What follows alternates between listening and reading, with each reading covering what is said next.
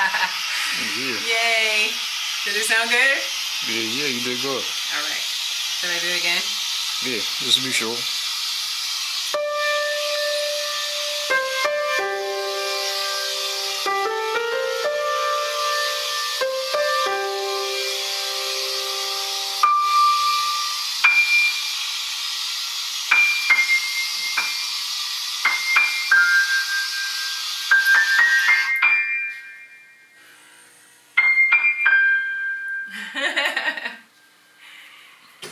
Yeah. Right. Thanks. Iman Jazmin Brown. Yes. Hi, Josh. Hi, How are you? I'm well. How are you? I'm doing well. Good. What does your name mean? Iman means faith in Arabic, and Jasmine means fragrant flower. What do Iman Jazmin Brown and Donna Summer have in common?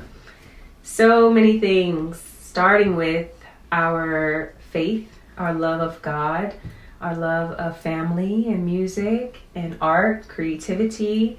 She was a fashion girly. I'm a fashion girly. She was an aspiring actress. I consider myself a natural actress. She was a painter. I also paint. She's the queen of disco, obviously, and disco is my favorite era.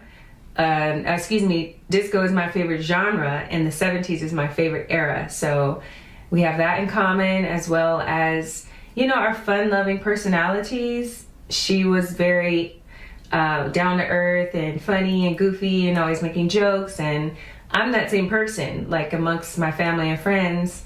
I love to have a good time and just have fun and just be myself, be authentic to myself. Yeah. And what inspired you to pursue this role, and what inspires you the most about Donna Summer? Wow. So the first time I heard I Feel Love, I was inspired. I feel as though when I heard the song, Donna Summer's spirit descended upon me, and I knew then that I was destined to play this role. And from that moment on, I would just say out loud that one day I'm going to play Donna Summer in a movie. Like, the language didn't come of like biopic. I just knew I was destined to play her. And I'm most inspired by her authenticity and commitment to love. Regardless of everything she's been through in her life, love has always been the common denominator of her career. And that inspires me the most because I love love. God is love. And when you embody love, you give permission to others to also reflect that same grace and that same glory and that same beauty, which is love. To my knowledge, you're manifesting this role, Yes. right? Why are you doing that?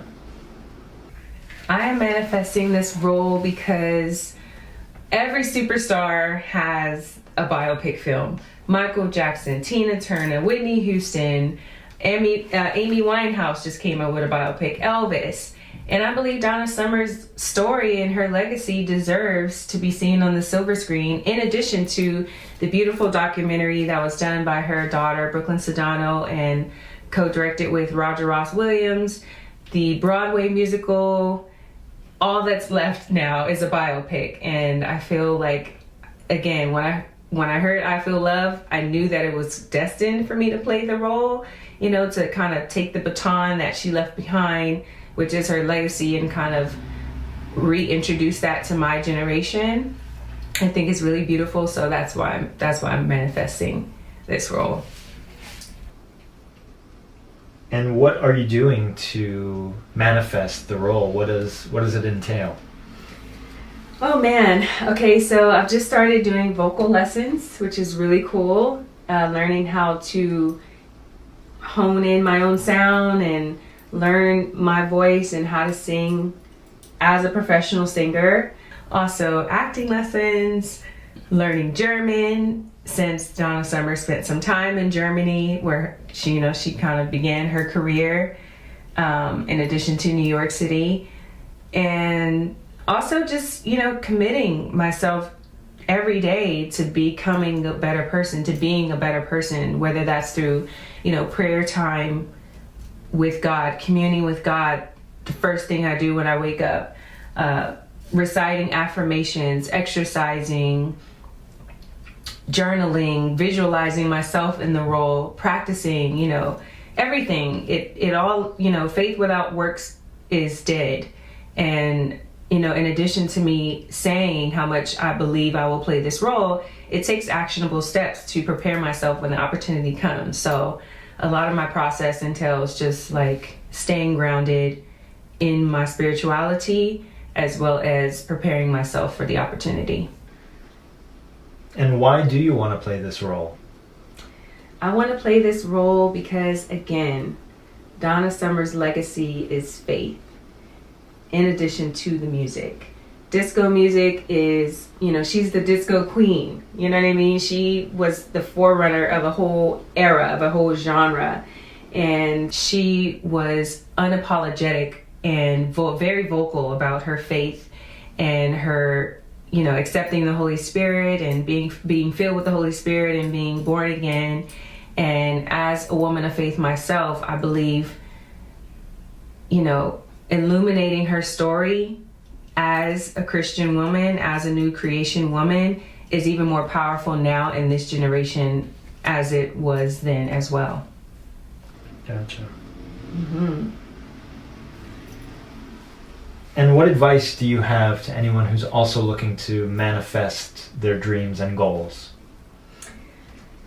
My best advice is to cultivate and work on their relationship with God. Commune with God. Have faith in God.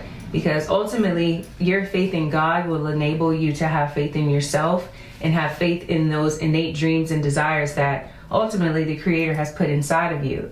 And I often tell people, if you can see it, it's already done.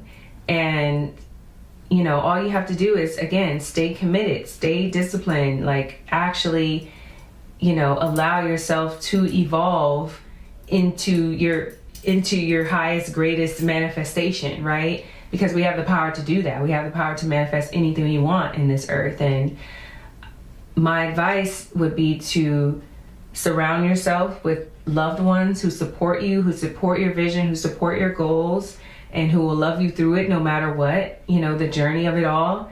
And to really just, you know, practice self-love, practice self-care, self-preservation sometimes. You know, it's okay to spend time with yourself. It's okay to go out dancing. You know, it's okay to have a balance in life as long as there is a balance and as long as you stay grounded in your faith and in your spirituality. You cannot fail. So that's my advice. Good luck. Thank you so much. Phenomenal recording career. In less than 8 years, she's sold over 20 million records. She's won 7 Grammys and had countless gold singles as she constantly stays at the top of the charts. It's a pleasure to welcome the one and only Donna Summer. Donna, I'm glad to see you. Glad to be here. You know, nobody comes on the charts like a meteor unless they've paid their dues. You started singing in the choir like Elvis Presley and everybody else. Sure. How old? 8, 10? 8 years old. I was 8 years old when I started singing in the choir, yeah. I knew that I was ordained to sing. You did? Yes, and I think a voice from heaven spoke to me very clearly when I was a young child. And I knew that I had the gift, you know, of singing. And I knew that I would be a singer. And when people would ask me as a child, I would confess the word and say, I am going to be famous. It's no question in my mind. You said that 8, 9, 10 years old you knew From the time I can remember, I would tell people I was going to be famous. I knew it. Did you work, I mean, was this, let's say from say 8 to 18, were you really vocalizing and working and singing all the time? And all the time. That was your goal? There was no question in your mind? There was no question. I never wanted to be anything else. Yeah. You know, acting and singing and that, on stage, that was it. And I started singing in church when I was, I guess, 8 and a half, 9. And I just knew.